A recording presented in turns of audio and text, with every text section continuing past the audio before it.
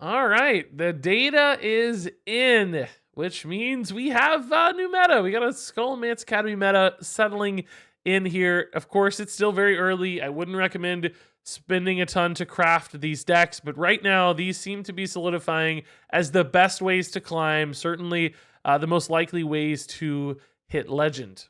Since we're looking at this in an archetypal view, I'm not going to be showing you exact deck lists in this video, just the kind of core packages that these decks are tending to run, but I'll include some deck lists in the description for my favorite lists in each of these archetypes. So that said, the number one spot, we'll just kick it off with the best deck, so you can stop watching the video if you don't care about anything else. It's LIBRAM Paladin, and we were fighting really hard for this deck to be good. In fact, I hit legend with it last month, a pretty insane rate. I thought it was already underrated, and it got a bunch of new tools that are helping a ton. Things like Devout Pupil's amazing. High Abbess Allura is fantastic. It turns out Goody Two Shields feels pretty good in this list. Blessing of Authority can make some crazy plays. Argent Braggart can be swingy. So all in all, it just got some heavy hitting stuff and was already pretty consistent, and now it's just absolutely bonkers.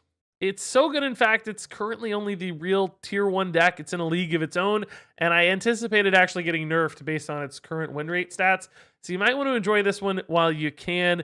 I don't know which cards exactly will get nerfed, but if you look at the mulligan and drawn and played win rates for certain cards, it seems like, honestly, High Abbess Allura is a little too strong. She's got a very high drawn win rate for a 4-drop. And I think Devout Pupil, even though its stats are a little more reasonable, is the right kind of card to sometimes tweak. It could be easy. Maybe move Blessing of Authority to 6 mana, even though its stats aren't fantastic.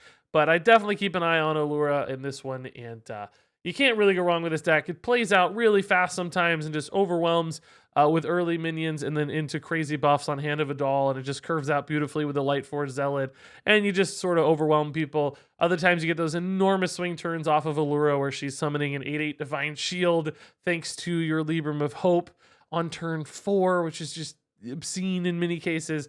But all in all, it has a lot of pressure, a lot of follow-up, a lot of ways to swing boards. So it's a deck that can do a little bit of everything, and that's why it's winning really well right now, just kind of dominating the rest of the field. So in this video, I do want to focus on only the new decks that are standing out in the meta. We have a couple old decks like Pure Paladin that's totally unchanged from before, and a Highlander Mage with virtually 0 changes that are both quite competitive still. They were solid decks before. Decks like that tend to stand out in early metas because they're really refined, and then as other new decks get more refined, they get surpassed. But for now, those are still technically your number 2 and number 3 decks based on our data sort. So the next new deck that's standing out is Stealth Rogue, and there are a couple variations of this. I've actually played a few myself.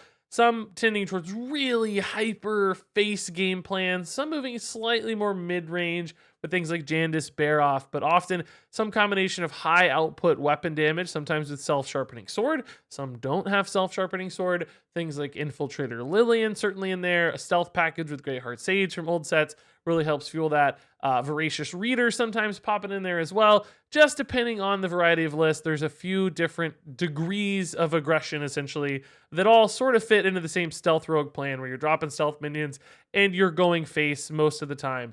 Just depends on how all in you want to be from that damage standpoint. But really, the linchpin card across all of these, I think, is Secret Passage, which many of us expected to be the case. It just feels so good to refill your hand, find damage outs, find a reload opportunity when you're out of cards. It's the common card across all the different lists that seems like the most powerful option, and is what is making Stealth Rogue a really fast, efficient climb right now. So next up is actually Highlander Galakron Priest. I'd call this more of a control priest in a lot of ways because it's running a very limited subset of invoke cards, but essentially a new Highlander Priest that's playing in a control game plan, utilizing new things like Headmaster Kel'Thuzad and Wretched Tutor and Cabal Acolyte, and perhaps most notably is Mind Render Elucia, a pretty nutty card that allows you to stomp out all kinds of different decks. You might have already seen a video on this one earlier today that we played to great success. And then you combine that with a lot of the Highlander staples. Highlander Priest was already a pretty solid deck before, So you've got the Marizons, the Dragon Queens, the Kronks, the Galakrond, the Zephrys, a lot of little healing and, small minions and control tools mixed in there. Kind of just toss it all in, and you've got a deck that feels like it can beat pretty much anything. So many different control tools, a lot of ways to play early, actually, with proactive things like some invoke cards and just random minions and Madame Lazul's, and then mid-game swings and removals and some late-game bombs. So it's a really fun deck to play because every game feels a little bit different, feels unique, and it's still quite successful as well, with a really solid win rate in this early meta. And the new tools are really enjoyable cards that feel strong too. So it feels like you're getting a nice mix of new and old. And if you like that style of play, probably can't go wrong with this one. And then next up, it's my nemesis, I think. It's Guardian Druid. I'm sure if you've played Hearthstone this week, you've seen this one. It's essentially Kael'thas and Survival of the Fittest and Guardian Animals all being fused together with the obscene ramp tools available to Druid. Doubled down now with things like Lightning Bloom, along with the old tools like Overgrowths, Innervates, even Wild Growths sometimes. So get to 7 mana as fast as possible. Play either Kael'thas or Guardian Animals, and then blow up everything with giant free Survival of the Fittest or just big beasts off of your Guardian Animals. Keep refilling your hand and overwhelm your opponent with stuff beyond a degree which almost any deck can really handle. And the only true weakness for this deck is just kind of getting raced down before you get to 7 mana. So it's just a race, and if they find the pieces fast enough, they win. If they don't find the ramp fast enough, they lose. But they're clearly winning more than they're losing because this deck is still rather competitive. It's completely balanced from a win rate standpoint, but this deck feels really, really bad to play against, and I don't even think it feels very good to play personally. It's very solitaire-esque, because your opponent just doesn't seem to have much influence on the game. So I'm coming out and saying this one feels really unhealthy for Hearthstone. I got very frustrated playing against it multiple times because some games are just utterly hopeless. And when those games are stolen out from under you, it doesn't matter what the win rate is for the next 3 guys who play against it. It matters for you that you had no chance to win, and that's not very enjoyable. So I do think this one probably deserves a nerf, even if it's not the best deck in the game. Just a tweak to make it feel better or feel slower or more winnable would go a long way towards this deck being a healthy inclusion in Hearthstone. That said, it can win very decisively, and frankly, I think if you mulligan well, the win rate on this one goes up dramatically at higher ranks because people are scared to keep 7 drops sometimes at lower levels of play. But if you keep your 7 drops in your opening hand or any ramp, you're going to win a lot of games, and this is a great climbing deck still. All right, next up is an archetype that's simultaneously very familiar, but also not exactly refined in its latest version, which is some kind of aggro / tempo demon hunter. I've seen a couple lists. There's the more like soul fragment version that's a little slower. And then what we're really talking about here is more of an aggro version that HS Replay is even calling aggro instead of tempo because it's doubling down on 1-drops and really fast openers, running sometimes things like a Trepid Initiate to get another really aggressive early minion, and adding in some demon companions. And then you've also got things like Mana Feeder Panthara sometimes making the cut. Additional crazy cards like Glide sometimes help you reload or disrupt your opponent. But some version of, a really fast, high-pressure Demon Hunter is going to settle itself near the top of the meta, it seems.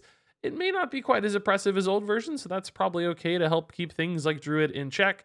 But I assume it's going to end up being faster rather than slower. Just keep an eye on this one if it's something you're really interested in playing, because I think right now, literally hour by hour, the best versions of this are probably changing, and it's very contextual to the meta how fast it needs to be. But something in this vein, it's running a lot of new cards, so I think it's worth talking about here. And it's shifting itself a little bit in different directions, but some kind of fast Demon Hunter is going to make sense. Who could have guessed that? All right, so next up here is the final deck for this video, the final sort of higher tier new deck, and it's actually Big Warrior. I'm stunned this has remained competitive, but it's awesome. It felt pretty good when we played it on day 1, and it's still holding a solid tier 2 win rate. It's running, of course, big threats in combination with Dimensional Ripper and Commencement in particular, the new card that helps you cheat out these bigger threats in a really defensive way. that enables cards like Rattlegore to be okay to get cheated out because it's suddenly got Taunt and Divine Shield. And that's pretty amazing. And then Troublemaker's this awesome tool that can be a big defensive body with Commencement that also trades into your opponent's stuff or creates pressure. Combine that with normal control-ish warrior tools to slow the game down. You've got a deck that can stay alive for a long time and then drop bomb after bomb after bomb, overwhelming many opponents' ability to deal with it. So, I mean, I love playing this style, of course. It's a really fun sort of deck to play. We've had a ton of time with it already. Feels awesome. I don't think the win rate on this one will stay really high. I'd be scared to commit a lot of dust to this right now, but it will probably remain a fringely competitive deck. Cool side note, the Big Warrior list that I made, that we theory crafted, is actually the highest win rate Big Warrior list right now, except for one that's got only 200 games in its sample size. So that one might end up being a little better, but for anything over that, over 500 games, and we are up to 1,800 game sample size on our list, it's the best win rate. It's the highest win rate by a fair margin, actually, about 0.5% better almost than the one before it. So go team, we did it. We built a really cool list that's actually mid-tier 2, and we haven't even tweaked it since the expansion came out. So that's awesome, but keep an eye on that other one. In the meantime, though, the list I showed you a few days ago is still the best Big Warrior list, which that's pretty cool. So, folks, that wraps it up. Those are the 6, I think it was 6, sounds like 6 new decks. Say 6 one more time. That are new meta decks. Again, please don't go out and craft all this stuff because it looks cool. Things will still change. We'll have some nerfs rolling in, I hope, soon that will disrupt some of your crafting decisions. So get by if you can for right now. Wait a little while longer to craft these decks. We'll have an even better picture in another week or two. But for now, these are the decks the data are pointing to. Certainly, like a pure LIBRAM Paladin looks really, really strong right now, head and shoulders above the rest of the field. But some really cool new decks to keep an eye on, and a couple fun ones too. For me, I'm actually really enjoying Scholomance Academy minus Druid. I hate Guardian Druid. So terrible to play against, but everything else has been super fun. So we fixed that. We got ourselves a handy little cool meta going. That said, if you got a deck that's working for you, you think these lists suck and you're never going to play these, share that in the comments below. I love it. Let's hear it. Let's hear everything good and bad or otherwise. And if you want to like the video, I don't care. Just do whatever you want. But I'll see you guys in another video soon. I'll see you out there on the Hearthstone ladder. Thanks much for watching. And until next time, game on.